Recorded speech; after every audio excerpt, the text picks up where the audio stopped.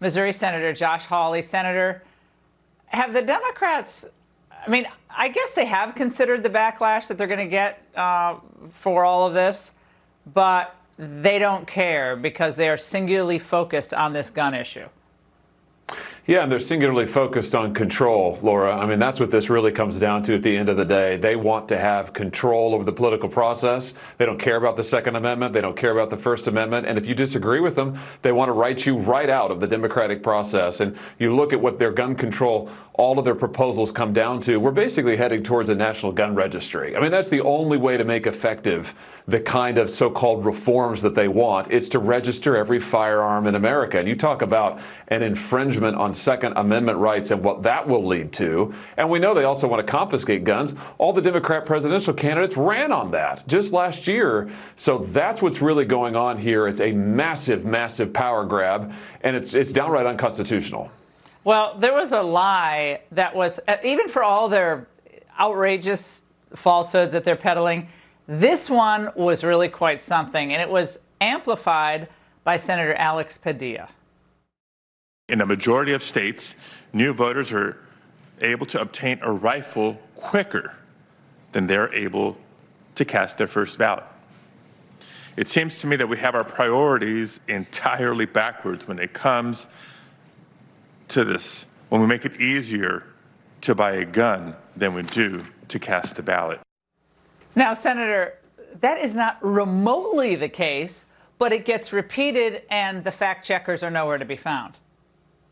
Yeah, of course, and that's always how it is, Laura, as we see the left-wing establishment media just amplify, whether it's on the Second Amendment, whether it's their claims on religious liberty. I sat in the Judiciary Committee and listened to the same Democrat senators say just last week on religious liberty that the Religious Freedom Restoration Act was something that no longer is serving the purposes that it was meant to serve, that it needed to be updated. It's all the same talking points. It's what they say now about the Second Amendment. So again, whether it's your right to worship, your right to bear arms, they want to limit them, to take them away, all in service of their political control and their radical left-wing agenda. What we're seeing is they are willing to steamroll anything that stands in their way. The rules of the Senate, the will of the voters, doesn't matter. They are going to implement their radical agenda, and nothing is going to stop them.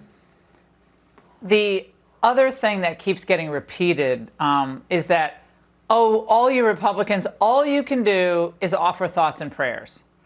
And they've kind of had it with the whole prayer thing over in the U.S. Senate when it comes to the Democrats. Watch.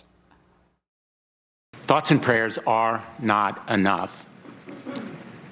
And yet, thoughts and prayers is all we have heard from my colleagues on the other side. Thoughts and prayers must lead to action.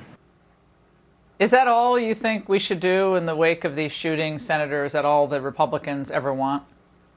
Yeah, you know, how about we put violent criminals behind bars? How about instead of releasing criminals onto the streets, how about instead of looking the other way as violent crime has soared in this country, which is what the Democrats have done for the last year, pretend it isn't happening, pretending the assaults on police officers isn't happening, pretending that the murder rate isn't exploding. How about we actually face those facts and do something about criminals who get guns, criminals who use them in violent ways? That's what we need to be focused on. But they don't want to do that, Laura. They want to talk about taking away firearms from law-abiding citizens. This gets us back to their national registry, which is what they really want. I mean, this is about law-abiding citizens' Second Amendment rights. That's what the Democrats are focused on. It's exactly the wrong focus. We should be putting people behind bars who commit violent crimes. But, you know, the Democrats, they're more interested in their own political control and their radical agenda. That's what they're pursuing And, here. Senator, really quickly, we understand tonight, according to Politico, I just mentioned this in the angle, that the DHS is considering putting some of the people who they find to be extremists, part of the extremist groups in the United States, I assume including the Capitol rioter types, on no-fly lists and subject them to further surveillance. Is it time to ditch the Patriot Act?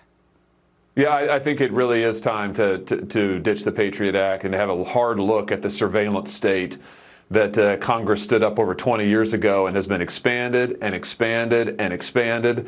You know, Laura, this is something that we were told was going to be temporary, but we have seen now for years how things like the secret surveillance court, the FISA court, has been abused.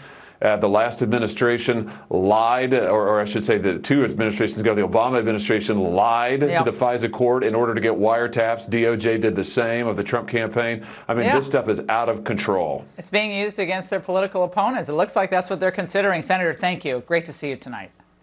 Thank you.